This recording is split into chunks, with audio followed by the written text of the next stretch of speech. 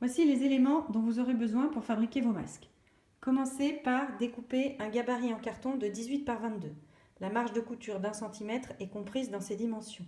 À l'aide du gabarit, vous découpez 3 pièces de coton fin, trame serrée.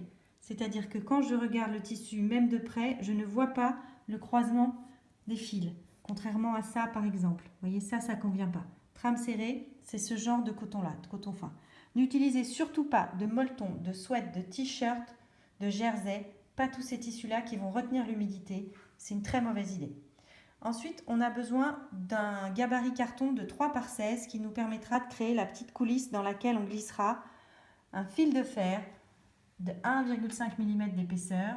On coupera une bande de 20 cm qu'on retourne 1 cm d'un côté, 3 cm de l'autre côté, et vous verrez dans les autres tutos qu'on glissera cette petite bande métallique dans la coulisse. Vous avez également besoin de cordon élastique, 1,5 mm de diamètre. Il vous faut 2 morceaux de 17 cm ou 16 cm, ça dépend quelle taille vous voulez pour tenir votre masque. Vous avez besoin de scotch pour venir coller au bord du tissu, préfixer vos petits morceaux d'élastique, vous verrez dans les vidéos suivantes. Et enfin, vous avez besoin de lingettes dépoussiérantes qui sont constituées de fibres synthétiques, pas de produits chimiques évidemment.